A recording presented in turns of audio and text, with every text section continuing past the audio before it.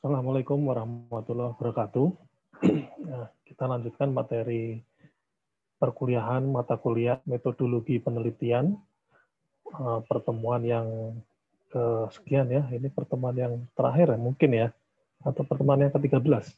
Mungkin minggu depan kita masih bisa bertemu ya untuk minggu terakhir. Untuk perkuliahan sore ini 13 Januari 2021 jam 17 untuk kelas Rabu malam ya, mengambil topik mengenai bagaimana cara menentukan topik penelitian yang berkaitan dengan riset di bidang ilmu komputer ya. Meskipun sudah dijelaskan sebelumnya mengenai metodologi penelitian secara umum di pertemuan sebelumnya. Nah, pada pertemuan ini akan lebih kita fokuskan ke dalam bidang-bidang keteknikan, khususnya bidang teknologi informasi atau teknik informatika. Ya. Saya akan men-share materi pada sore ini ya, silakan diperhatikan. Dan bagi yang sudah hadir di Zoom ini, silakan melihat chat ya. Di situ ada link untuk absensi Zoom ya. Meski demikian, Anda tetap harus melakukan absensi di portal SIAKAT yang sudah melalui kolom komentar. Karena itu merupakan bentuk kehadiran Anda di dalam kelas online.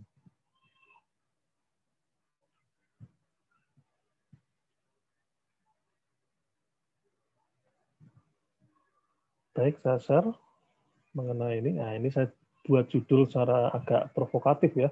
Galau karena mau skripsi. Nah, meskipun Anda masih lama untuk skripsi, tapi tidak ada salahnya untuk mengetahui bagaimana cara, atau ya anggaplah ini sebagai tips ya, tips atau metode untuk memperoleh judul atau topik penelitian di bidang ilmu komputer. Ya. Ya, jadi biasanya kalau di mahasiswa yang tingkat akhir itu sering datang ke saya, mereka selalu bilang minta tolong untuk dicarikan judulkah, atau misalnya minta bimbingan judulnya ini kira-kira bisa apa tidak ya, itu ya. Dan biasanya saya selalu bilang ke mahasiswa, sukanya apa ya? Selama kuliah, selama 4 tahun kuliah atau 5 tahun kuliah ini, sukanya di bidang apa? Kalau suka di bidang web programming misalnya, maka akan kita arahkan ke dalam web programming. Metodenya sukanya apa? Oh, sukanya artificial intelligence atau kecerdasan buatan. Nah, maka akan kita arahkan ke bidang topik-topik yang berkaitan dengan kecerdasan buatan. Itu suatu misal ya. Baik, tapi sebelumnya kita harus tahu dulu ini, apa itu definisi dari ilmu komputer atau computer science. Definisi ini diambil dari ACM Curricula ya, buku ACM Curricula ya. ACM ini merupakan asosiasi di bidang ahli komputer di bidang komputer yang berdiri sejak tahun 40-an ya, sudah lama sebetulnya. Sehingga asosiasi ini juga menerbitkan suatu panduan kurikulum untuk bidang-bidang pendidikan di bidang komputer.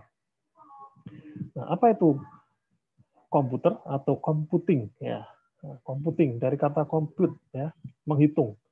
Berarti kalau komputer berarti alat hitung. Kalau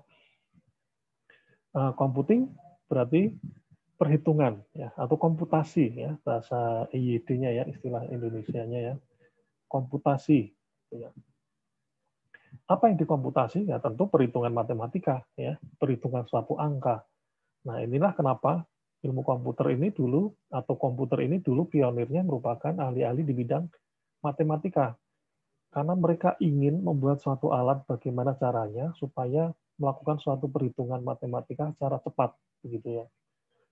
Kalau Anda mengambil mata kuliah dulu di bidang arsitektur dan organisasi komputer, atau di mata kuliah PTI ya, tentu ada sejarah mengenai komputer, ada yang Anda mengenal Blaise Pascal, ya. Kemudian Anda mengenal Charles Babbage, kemudian mengenal ENIAC, ya, UNIVAC, dan von Neumann, dan sebagainya. Nah, itu adalah bagian dari sejarah perkembangan komputer, ilmu komputer baik hardware-nya maupun perangkat lunaknya gitu. Nah, sebetulnya apa itu computing? Jadi computing definisinya adalah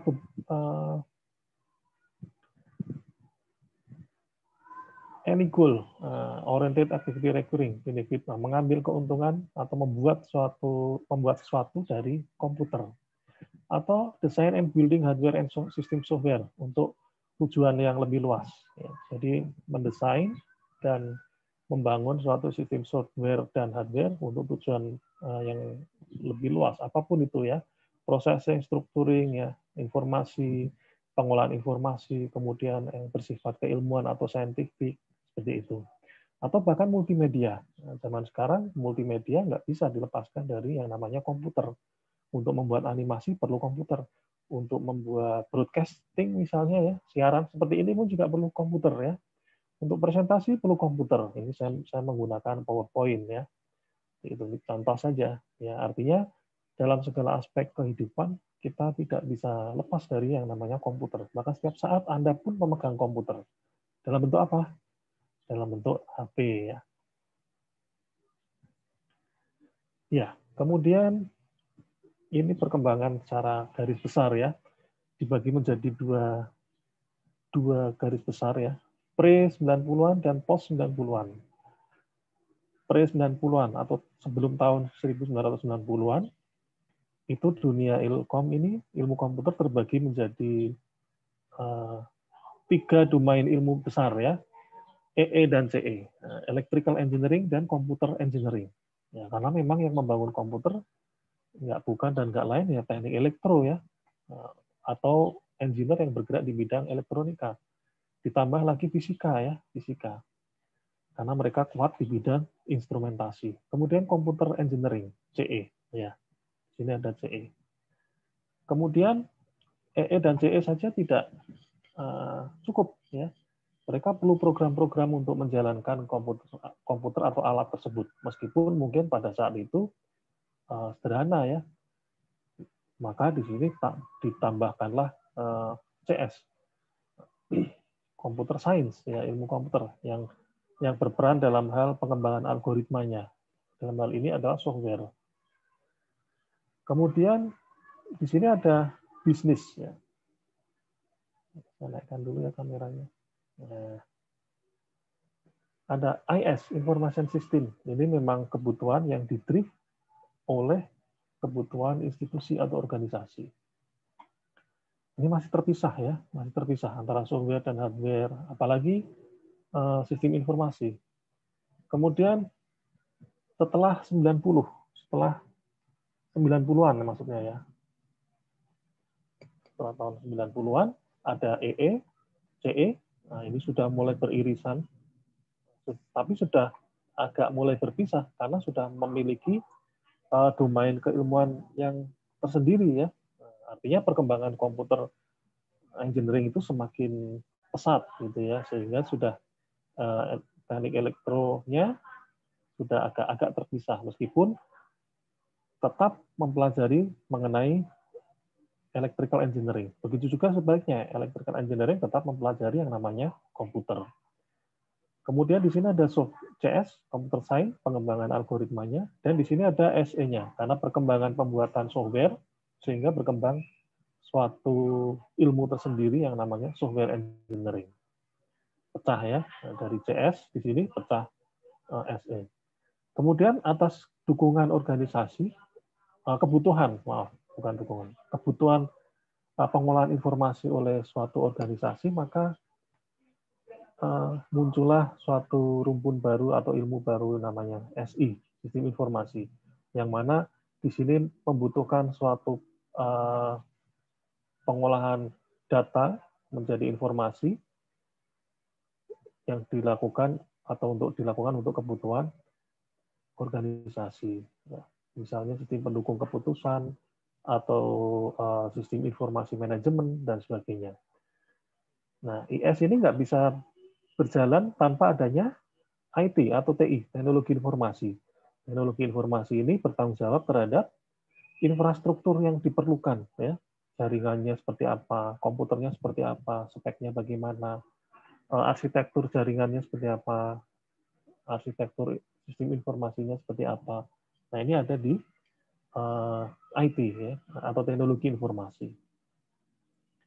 Nah, mari kita lihat gambaran besarnya keilmuan dalam bidang komputer dibagi menjadi 5 besar ya. Kita seperti slide sebelumnya di sini ya, ada 5 besar di sini, CE, CS, SE, IT, dan IS. Kita lihat. CE, Computer Engineering. Ini diambil dari ACM Curricula tahun 2005 ya. Yang garis atau area abu-abu ini yang diajarkan dalam pendidikan atau bobot pengajaran. Kalau computer engineering ini yang diajarkan sebatas ini, begitu ya. Gitu.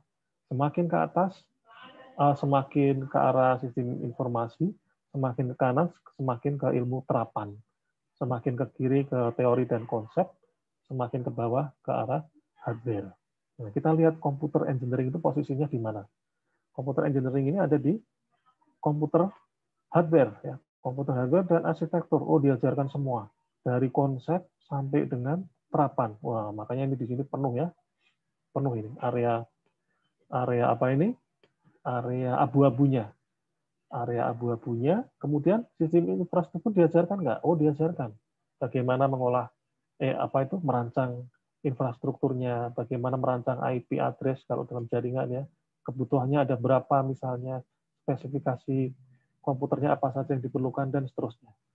Software diajarkan nggak? Oh, diajarkan software, metode dan teknologi. Kenapa? Karena ada kalanya ketika dia merancang suatu infrastruktur dia juga perlu pemrograman, programming, ya, computer engineering. Computer engineering ini hardware diajarkan. Kadang-kala dia juga membuat suatu alat dari komputer yang berfungsi untuk mengendalikan sesuatu, mengendalikan mesin kah, mengendalikan atau beban tertentu begitu ya. Makanya dia belajar juga mengenai pemrograman, meskipun tidak banyak. Ya seginilah ya. Teknologi aplikasi ya diajarkan dikit ini ya. Kalau SI diajarkan nggak? Oh nggak, tentu nggak ya. Karena tidak mencakup atau tidak ada hubungannya dengan yang namanya sistem informasi. Jadi ya cukup segini. Cukup di area abu-abu. Ya, kemudian kita ke slide selanjutnya. Next. Ya. Nah, kita lihat nih, apa ini area abu-abunya. Oh, CS. CS ini adalah computer science atau ilmu komputer. Di beberapa kampus disebutnya informatika, ya, informatik gitu. Apa yang dipelajarinya? Nah, kita lihat di sini komputer hardware juga belajar. Nah, kita tarik garisnya ini ya. Oh, diajarin, tapi nggak banyak. Makanya kita belajarnya arsitektur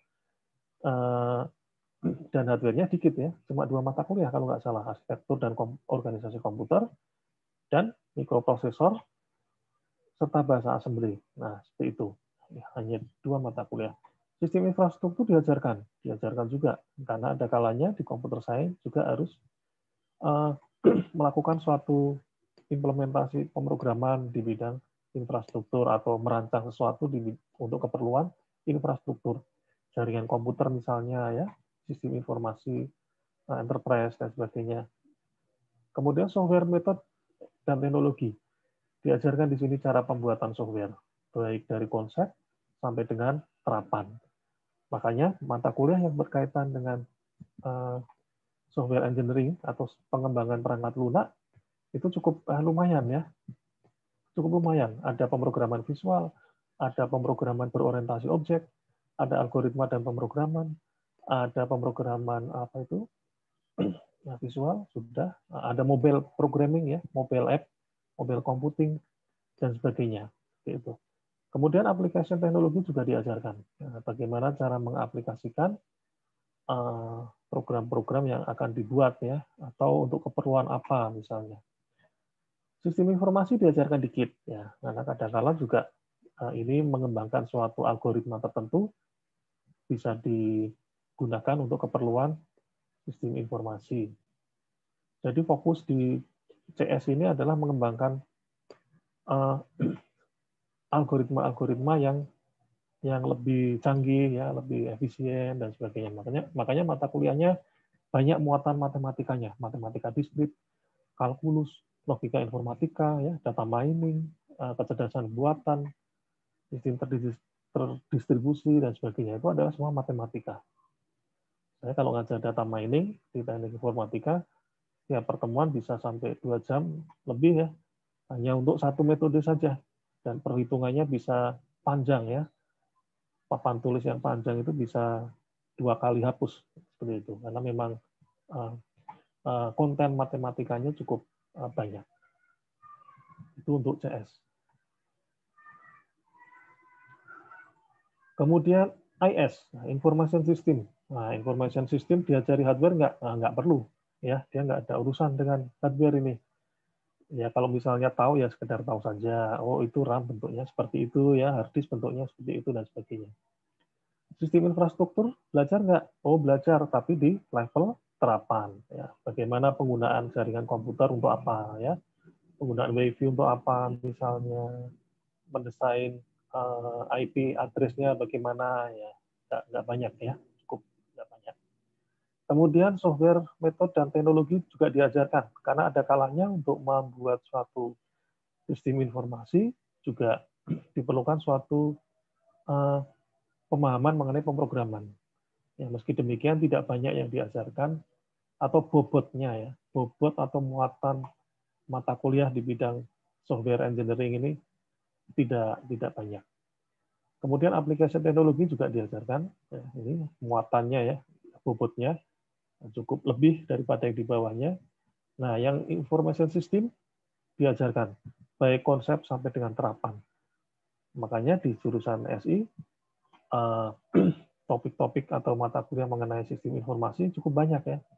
Sistem informasi, perancangan sistem informasi enterprise, kemudian analisa dan desain sistem informasi, kemudian akuntansi komputer misalnya, kemudian apalagi sistem pendukung keputusan ya seperti itu ya. Kemudian IT. Nah, IT itu ini lebih banyak ke area infrastruktur ya, teknologi informasi. Maka area abu-abunya ada di paling kanan ini ya. Berat di kanan, berat di aplikasi. Kalau dia belajar software ya softwarenya untuk terapan ya. Metode pengembangan softwarenya nggak begitu banyak diajarkan, langsung diajari bagaimana cara memprogram. Kemudian sistem infrastruktur langsung ke terapan ya. Organisasi isu dan information system juga diajarkan karena ini merupakan salah satu penunjang dari SI tadi ya. Sistem informasi supaya bisa diakses oleh banyak orang, gimana caranya? Teknologinya menggunakan apa? Nah, inilah perannya ya. Oh, menggunakan fiber optik misalnya. Oh, menggunakan metode telekomunikasi yang seperti ini misalnya dan sebagainya. Ini yang banyak berperan nantinya. Kemudian SE. Apa itu SE? Software Engineering atau RPL. Rekayasa perangkat lunak ya. Komputer hardware diajarkan dikit, ya tapi dikit banget lah ya. Dikit. Kemudian SI juga dikit, tapi lebih banyak daripada belajar hardware. Karena memang fokusnya membuat software. Diajari bermacam-macam metode, ya, metode pembuatan software. Kemudian algoritmanya dan sebagainya. Nah, dia memang si SE ini, software engineering ini memang fokus di bidang pembuatan software. Kemudian kemampuan. Nah, ini merupakan summary ya, ringkasan dari yang tadi. Computer engineer harus dapat mendesain dan mengimplementasikan sistem implement serta melibatkan integrasi software dan hardware. Computer engineer ya, teknik komputer. Kemudian computer scientist, ini software development di posisi apa ini secara luas ya, membuat algoritma tertentu, membuat algoritma pengenalan AI misalnya, pengenalan wajah dan sebagainya, itu ada di keilmuan computer scientist atau informatika. Kemudian sistem informasi, spesialisnya untuk menganalisa informasi dan proses bisnis ya, sesuai dengan tujuan organisasi tersebut. Makanya di sini belajar mengenai SPK, belajar mengenai sistem informasi, dan sebagainya. Kemudian informasi teknologi, nah ini merencanakan, mengimplementasi, mengkonfigurasi, dan maintenance infrastruktur komputer di suatu organisasi. Gitu. Software engineer ini dapat membuat sistem software ya, sesuai dengan life cycle yang sudah dipelajari, baik skala kecil maupun skala besar. Nah, balik lagi ke bagaimana kita menentukan penelitian di bidang computing, maka hampir mirip dengan metode yang sudah kita ajarkan kemarin, yang namanya literatur review. Ya, ini memang literatur review itu sesuatu hal yang harus dilakukan ya oleh para peneliti sebelum dia melakukan penelitiannya. Yang pertama adalah menentukan bidang penelitian.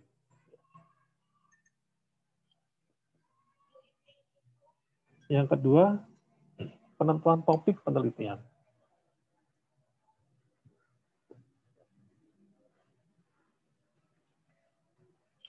Yang ketiga, menentukan masalah. Ya, mirip ya dengan yang sebelumnya ya.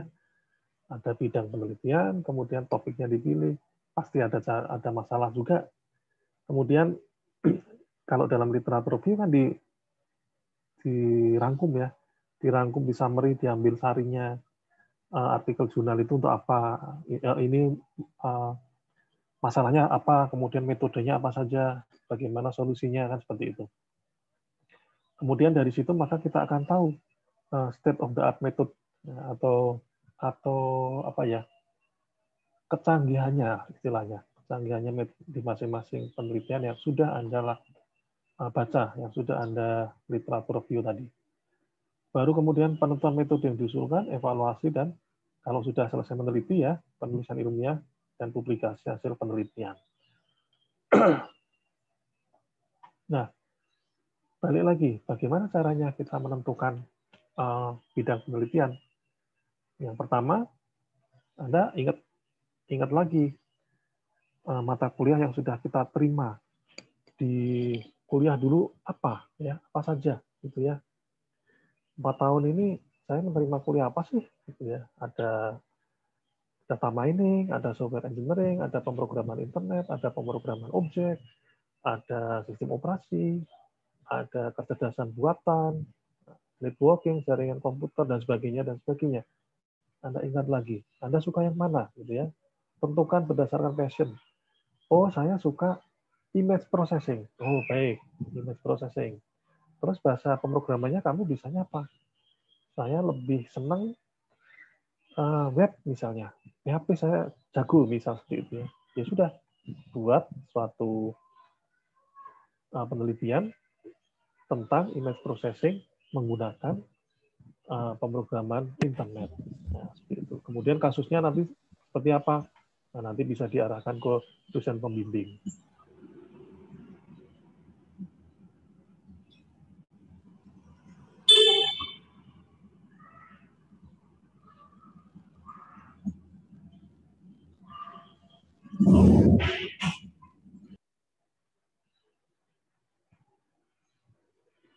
Ya. Saya lanjut. Kemudian masih dalam penentuan bidang dan topik penelitian, bidangnya udah tahu nih. Mau ambil misalnya apa tadi? Image processing misal. Image processing. Sekarang topiknya apa ya? Image processing kan banyak ya. Anda melakukan suatu yang namanya literatur review tadi. Mencari bahan bacaan untuk referensi. Di mana carinya? Dalam bentuk apa mencarinya? Dalam bentuk artikel jurnal. Nah, bisa dicari di ScienceDirect, bisa di Springer Link, atau di IEEE Explorer, atau di ScienceDirect udah ya, ScienceDirect, atau di database jurnal yang sudah dilanggankan oleh kampus ya, universitas. Tulis namanya di bagian searching. image processing misalnya. Nanti akan keluar semua itu. Keluar banyak artikel jurnal, ada yang image processing with metode ini, atau pemrosesan image dengan metode ini untuk ini dan sebagainya. Nah, itu Anda pelajari, itu Anda baca. Anda serap isinya, Anda rangkum kalau perlu ya. Kemudian dicari masalahnya apa ini masing-masing artikel. Kemudian solusinya bagaimana, latar belakangnya apa. Nah, ini contohnya bidang software engineering ya. Begitu ketikan software engineering, akan keluar banyak sekali ya, banyak artikel jurnal yang berkaitan dengan software engineering. Ya, mana lagi? Ya, yang baru datang, silahkan mengisi absensi Zoom yang ada di chat ya. Di situ ada linknya. Silahkan diisi, jangan lupa.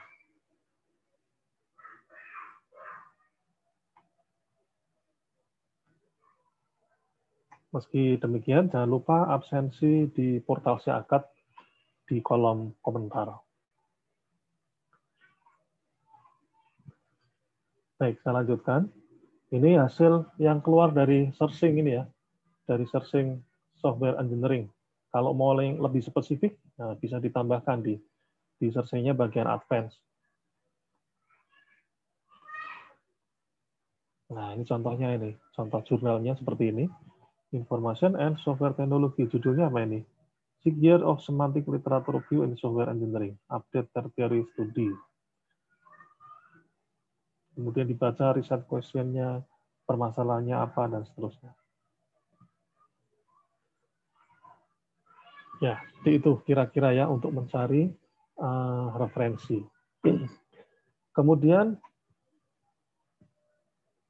kiat memilih topik penelitian, ini sebetulnya sudah beberapa 2 minggu yang lalu ya, ada yang flash brilliant method, ada yang apprentice, ada yang dari membaca dan sebagainya. Tapi tidak apa-apa, kita flashback, memilih topik penelitian. Pilih topik bukan karena pekerjaan kita sekarang, tapi karena memang ada passion, Anda suka di situ.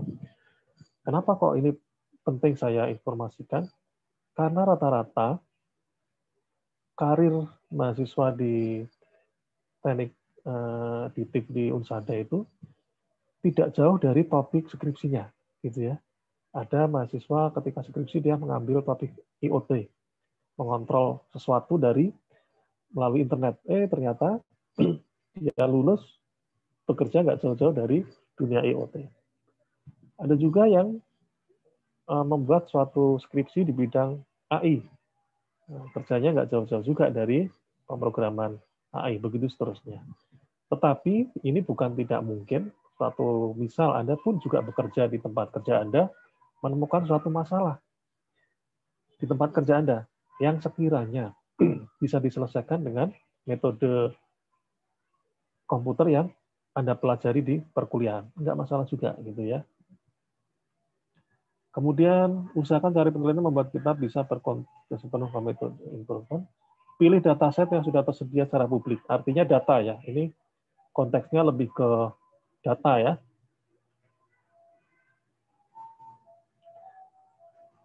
Oh, masih ditutup. Oke. Saya buka sebentar ya. Oh ya, oke. Sekarang sudah dibuka. Saya tulis dulu ya. Oke. Sudah dibuka. Ya, balik lagi ke sini. Datanya tersedia. Ya, kalau di tempat kerja Anda ada data, ya silakan digunakan. Kalau Anda misalnya menggunakan penelitian di bidang data mining, ya carilah data yang publik ya, datanya terbuka gitu ya. Itu.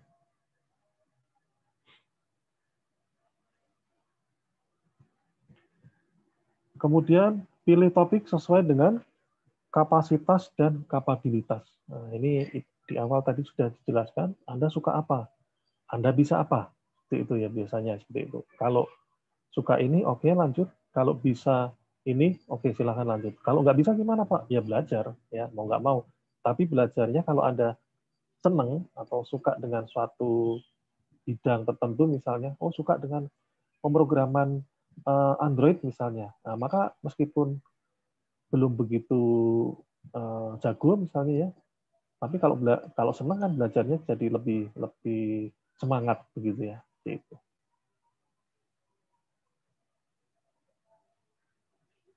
Nah, kemudian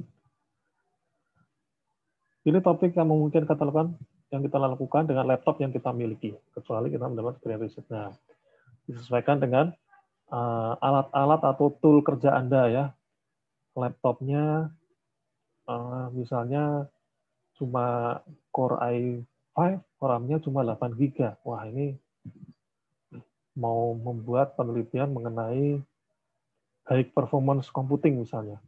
Komputasi tingkat tinggi misalnya. Wah, nggak nyampe ya. Harus realistis juga ini ya. Gitu ya. Ya, tapi ya dapat mungkin ini bisa dilakukan lah ya. Ya, kira-kira seperti itu. Kemudian kita bandingkan penelitian antara D3 sampai dengan S3. Di sini ada level kontribusi, bentuk, dan target publikasi. Kalau tugas akhir skripsi itu lebih fokus kepada penguasaan kemampuan teknis. Kalau skripsi pada pengujian teori ya. Bentar ya, saya cek dulu ya.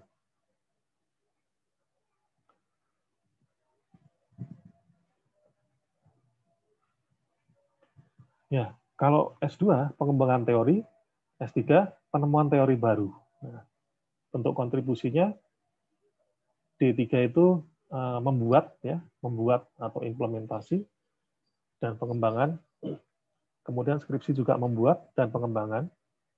Berarti ini berkaitan dengan skill ya, pengetahuan dan keterampilan. Kalau tesis, perbaikan increment. Kalau disertasi, invention, penemuan. Target publikasinya domestik, jurnal maksudnya jurnal dalam negeri, konferensi juga, tesisnya internasional conference, dan disertasinya internasional jurnal. Ya, ini memang sesuai dengan peraturan pendidikan tinggi bahwa setiap mahasiswa yang sudah skripsi maka wajib dipublikasikan, gitu ya. Makanya ketika Anda skripsi, nanti akan diminta itu CD-nya, CD yang berisi soft copy dan jurnalnya ya, naskah artikel jurnal. Tujuannya buat apa? Supaya di bagian perpustakaan nanti atau dosen pembimbing bisa mempublikasikan skripsi mahasiswa ke jurnal ini ya, domestik conference maupun jurnal.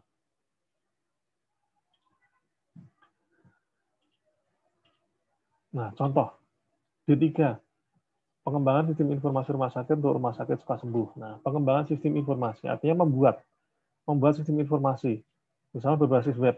Oh, berarti ya harus bikin programnya, dia belajar mengenai user interface-nya ya, kemudian belajar mengenai cara membuat pemrogramannya, database-nya bagaimana dan sebagainya. Nah, itu saja sudah cukup untuk D3 ya. Untuk D3 sudah cukup menguasai skill teknis. Nanti kalau ditanya ketika ujian akhirnya, dia nggak ditanya ya nggak jauh-jauh dari programmingnya ya, konsep sistem informasi, kemudian bagaimana membuat program dan sebagainya. Kemudian S1, sistem cerdas berbasis neural network untuk prediksi harga saham. Di sini ada sistem cerdas, metodenya neural network, untuk apa? Untuk memprediksi harga saham. Di mana?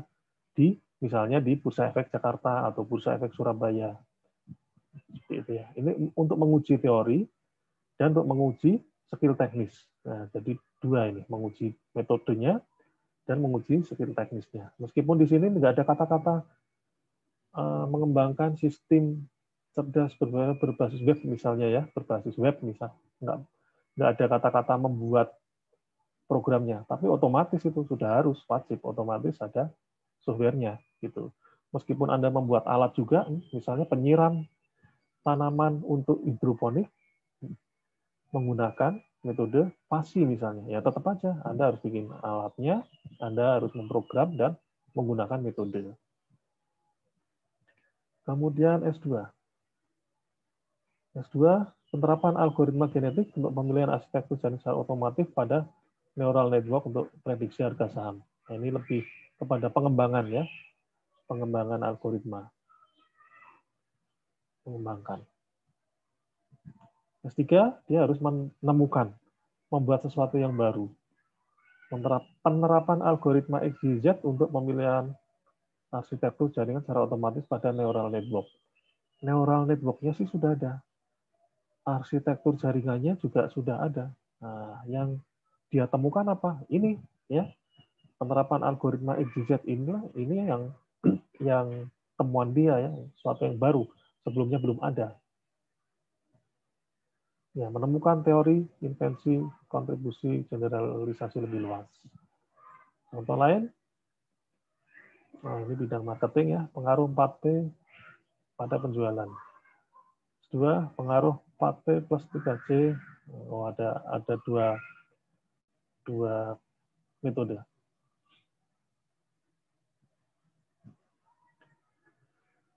Nah, kira-kira mana ini judul yang bagus, yang baik ya, judul yang baik.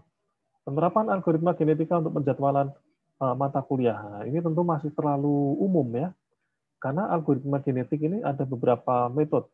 Penerapan algoritma genetika dengan menggunakan guide local search. Nah, ini lebih spesifik lagi ya, untuk penjadwalan mata kuliah. Di mana? Misalnya di Unsada misalnya ya. Jadi studi kasus kalau di Unsada itu penting karena untuk menguji mesin yang Anda buat ini berjalan enggak ya, itu. Kemudian penerapan algoritma penentuan kelulusan tepat waktu. Mana yang benar ini?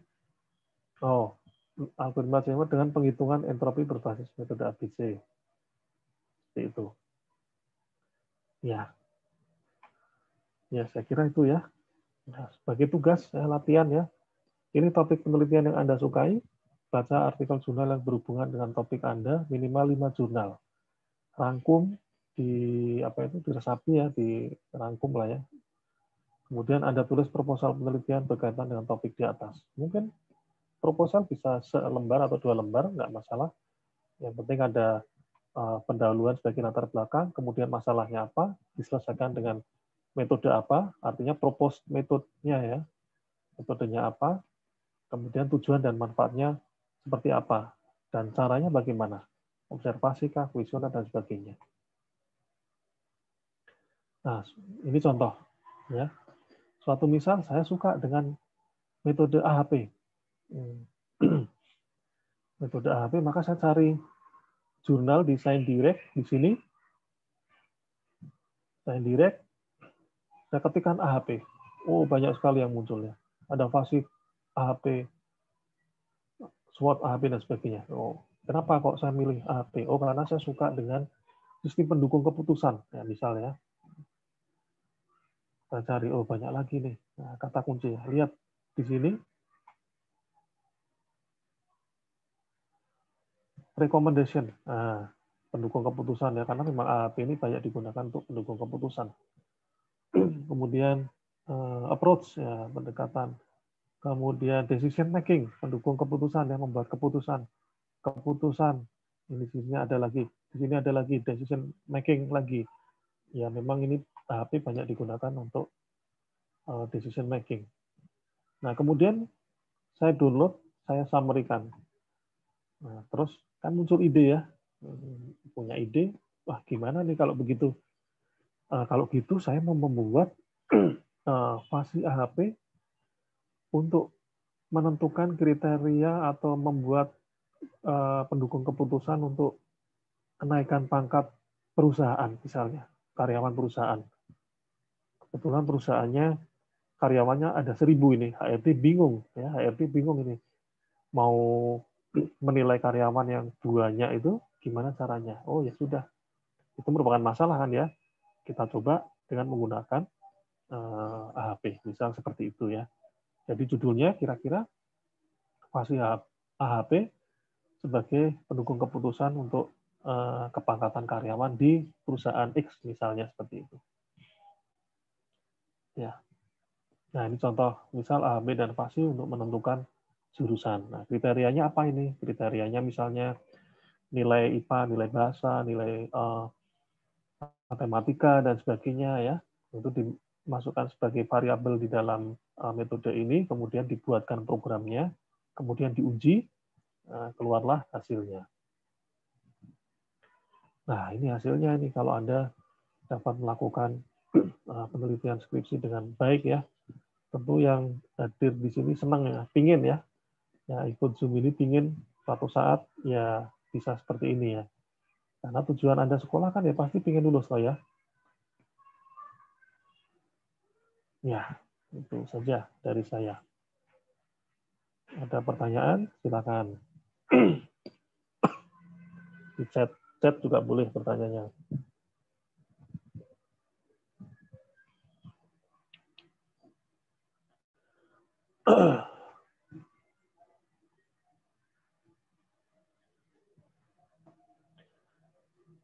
Sudah ada yang 1, 2, 3, 4, 5, 6, 7, 8, 9, 10, 11, 12, 13, 14, 15. 15 yang sudah absen ya. Supriyanto, Rindi, Leo, Bagas, Muhammad, Irfan, Yustian, Indra, Dwi Iqbal, Khofifah, Siswanto 2 kali, Yoga, Dewi Mutiara, Abdul Holik, Zaidin Ali, Anggi, Dwi, Heni Suheni ya, barusan masuk. Heni Suheni. Baik, kalau tidak ada pertanyaan, tolong webcam-nya dinyalakan untuk di-capture. Jangan lupa Anda absen di portal ya. Saya angkat ya.